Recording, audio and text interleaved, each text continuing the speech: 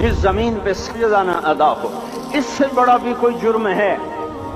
زنا کرنے کو گناہ سمجھتے ہیں، نماز کا چھوڑ دینا زنا سے بڑا جرم ہے۔ رشوت کھانے کو گناہ سمجھتے ہیں، نماز کا چھوڑ دینا رشوت کھانے سے بڑا جرم ہے۔ قتل کرنا بڑا گناہ سمجھتے ہیں، نماز کا چھوڑ دینا قتل سے بڑا جرم ہے۔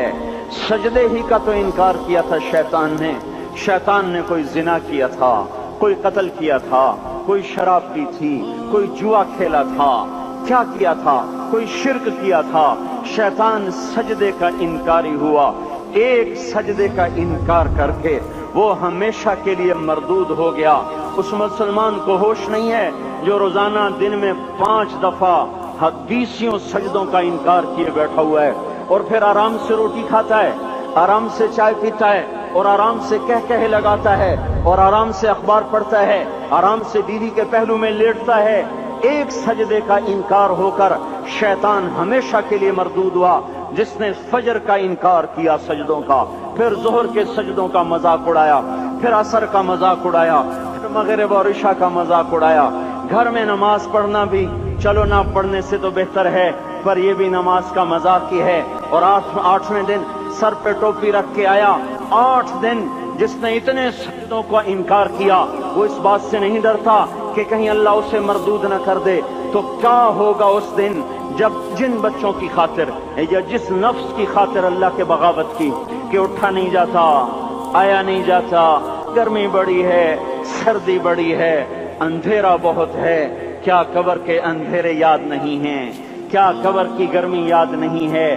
کیا جہنم کی آگ بھول گئے؟ کیا جہنم کے عذاب بھول گئے؟ کیا جنت کی نعمتیں بھول گئے؟ وہ اللہ کا کلام بھول گئے، وہ اللہ کا دیدار بھول گئے، وہ اللہ سے ملاقات بھول گئے، وہ محبوب خدا کی محفل بھول گئے۔ یہ کیسا اسلام ہے؟ یہ کیسے پتھر دل ہیں جو کمانے میں تو ایسے مست ہوئے کہ ہوش نہیں، اور جب اللہ بلائے تو ایسے غافل ہو جائیں، نہ بوڑھے پر جوں گے، نہ جوان کو ہوش آئے، نہ کسی عورت کو ہوش آئے، نہ کسی مرد کو ہوش آئے، نہ بازار بند ہوں۔ ارے میرے بھائیو، حکومت سے پیسہ بچانے کے لیے ہڑتالیں کی، 20 دن بازار نہ کھولے، نماز کے لیے اگر دکانیں بند کرتے تو آج اللہ تعالیٰ آپ کو ہر ظالم سے باہر نکال دیتا۔ کوئی ظالم نہ آپ کے مال پہ ہاتھ ڈالتا، نہ آپ کی عزت و آبرو پہ ہاتھ ڈالتا۔ دن دہاڑے ڈاکے پڑے، کیوں پڑے؟ کہ ہم باغی ہو گئے، ہم نے اللہ سے بغاوت کر دی۔ کیا جمعے کے دن صرف اللہ بلاتا ہے؟ یہ جمعے میں اتنے کیوں آتے ہیں اور باقی دنوں میں کیوں نہیں آتے؟ یہ کیسی وفا ہے؟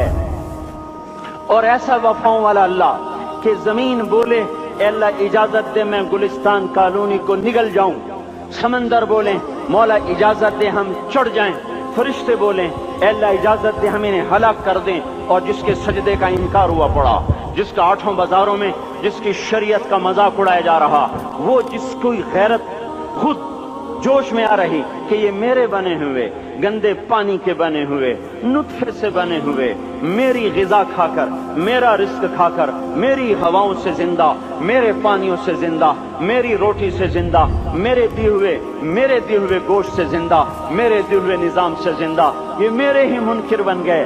1500 روپے کا ملازم آپ کو چائے کی پیالی نہ دے تو آپ کہتے چل چھٹی کر، ہم کوئی اور رکھیں گے۔ اور جس نے اتنا بڑا وجود بخشا، آنکھوں میں چراغ جلائے، کانوں میں خون لگائے، دماغ میں برق کی روئیں دوڑائیں، دل کو دھڑکایا، سارے بدن کے تک خون پہنچانے کا نظام چلایا، پھیپھڑوں کی فیکٹریاں چلائیں، رگوں میں خون پہنچایا، ہڈیوں کو غذا پہنچائی، اور آنکھوں کو غذا پہنچائی، بالوں کو غذا پہنچائی، زبان کو بولنے کی طاقت دی، دانتوں کو کاٹنے کی طاقت دی، دو وہاں نالیاں لگائیں، سانس کی الگ کر دی اور معدے کی الگ کر دی، اور وہاں پردہ لگایا، جو غذا منہ میں جائے تو معدہ کھل جائے اور پھیپھڑے کی طرف جانے والی نالی رک جائے۔